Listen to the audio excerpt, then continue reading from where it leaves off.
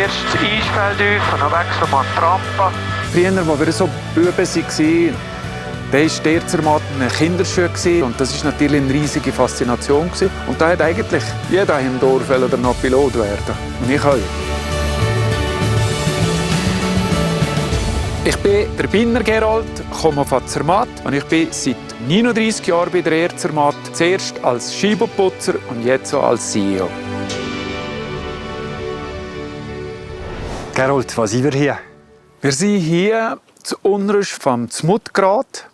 Hinter uns ist die Westwand, hier vorne ist die Nordwand vom Matterhorn. Wie viel Mal hast du den Helikopter hier schon da getan, für Rettungen zu machen? Ganz ehrlich gesagt, habe ich ein paar Mal da gehabt, vor allem die wir den Landeplatz brauchen, wenn wir verunglückte Bergsteiger einpacken. Also hast du eigentlich nicht so schöne Erinnerungen an diesen Platz? Nein, hier, eigentlich nicht unbedingt. Das ist zwar eine schöne Location, aber verbunden natürlich nicht mit unbedingt guten Erinnerungen. Mhm. Hier an dem Platz, wenn du hier so in die Runde schaust, was für Rettungen, was für Einsätze kommen dir sein? Ja, ich habe es relativ viel hier in der Runde gemacht. Am Matterhorn, ich hatte ein Jahr, wo ich ca. 15 Tote sogar erreichen musste. Das gibt einem natürlich schon zu denken.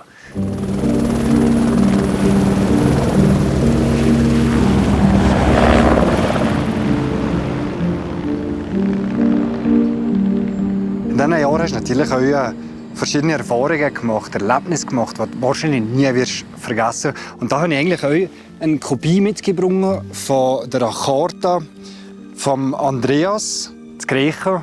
Was ist da passiert? Der Andreas, ich weiß nicht mal, wie alt er war. Ich nehme an, der war etwa so 8-, 9-Jähriger. Der hatte einen Herz-Kreislauf-Stillstand, weil er einen Herzfehler hatte. Und wir sind dann nachher da vor Ort. Ich weiss, ich musste noch ein bisschen abseits landen. Und da sind da Leute in der Runde gestanden. Und die sind unter einer Reanimation, haben die probiert, den Bub wieder zu holen. Und da haben wir diskutiert, was machen wir? Wollen wir aufhören? Vielleicht mit einem noch 90-jähriger Mann und eine Reanimation an einer halben Stunde, dreiviertel Stunde, sagt man, schau, es bringt nichts.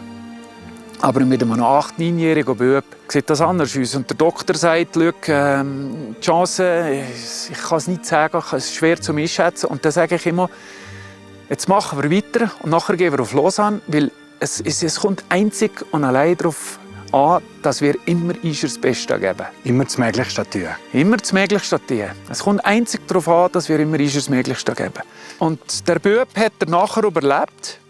Und der Andreas, und das ist wirklich, es hat das sonst niemand gehört. Wirklich niemand schreibt mir, es kommt einzig und allein darauf an, dass wir unser Möglichstes tun.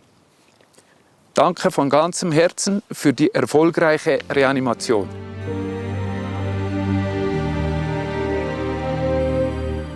Aber ich glaube, das war schon der Moment, wo man gedacht hat, was schreibt er da? Wieso weiss er das? Mhm.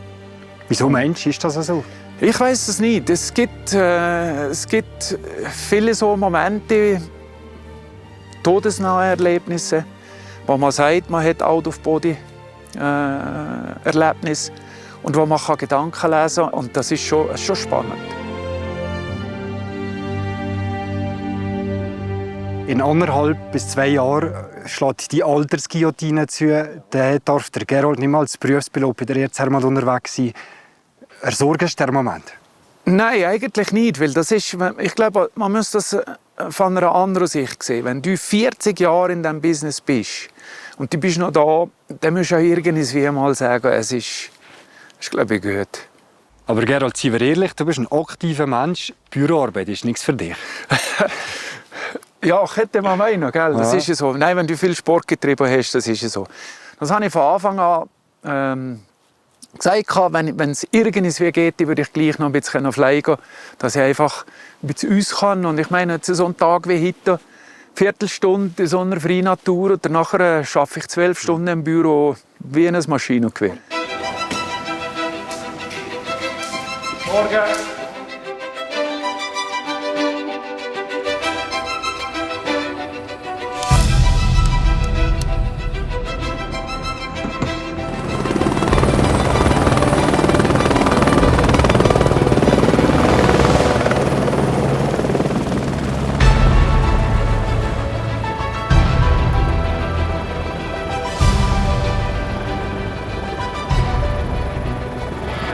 Nordwand von Motorhauer. Das ist Nordwand.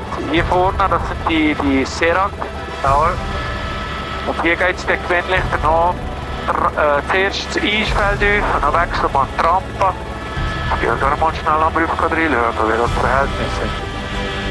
Dazu mal hier in der Sputnase.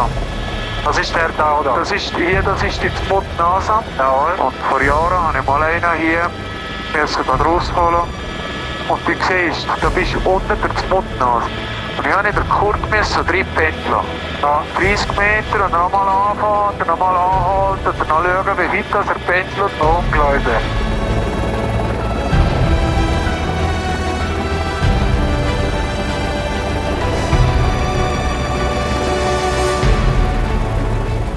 Man redet ja immer wieder davon, dass die Air-Thermal-Piloten, also eigentlich wirklich das Top ist unter den Gebirgspiloten. Wie gehst du mit solchen Sätzen um, mit dem Lob um? Ich glaube, das ist alles relativ, weil es ist nicht messbar. Und der Sigi Stange ist ein ehemaliger Chefpilot, der hat immer gesagt, nur ein alter Pilot ist ein guter Pilot. Mhm. Du selber bist auch mal abgekippt. Ja. Was ist passiert? Ich habe ein Kabel verwischt und das Kabel hat mir noch die Steuerung vom Helikopter beschädigt. Und da bin ich eigentlich fast unkontrolliert von 50, 60 Metern im Bree. Und ich bin eigentlich sicher gewesen, dass ich das nicht werde überleben. Und habe einfach gefeitet und gekämpft. Und das Nächste, was ich weiss, ist, dass ich neben dem Heli irgendwie wieder zu mir bekomme. Zum grossen Glück hast du es überlebt. Aber hast du gedacht, ich fliege nicht mehr? Also, es war auch noch ein bisschen spannend, weil meine Frau die schwanger war im 3. Monat und die war eine der ersten Personen vor Ort. Und daran habe ich natürlich ein bisschen beruhigen und daran habe ich dann versprochen, dass ich nicht mehr fliege. Aber das Versprechen habe ich nur 5 Tage noch halten.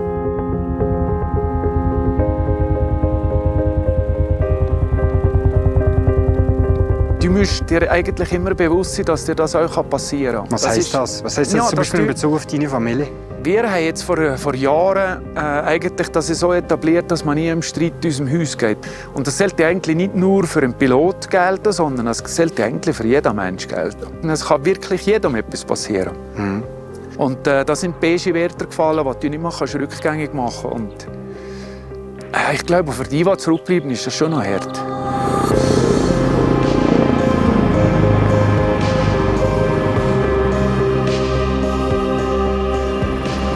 Aber das, was ich meine, mit dem Heli kannst du alles machen.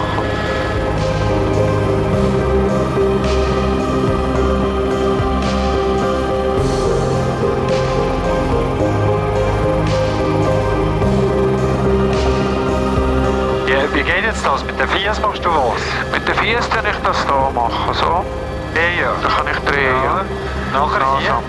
Nachher mit dem hier mache ich. Hoppala. Von der Faszination Fliegen ist es die schönste Form. Du kannst stillstehen, du bist wie eine Libelle. Du kannst vor, zurück, links, rechts. Du kannst rückwärts gehen, das kannst du mit dem Flieger alles nicht. Ein Gleitschirm auch nicht. Ja, ein schönes Flair ist das gewesen.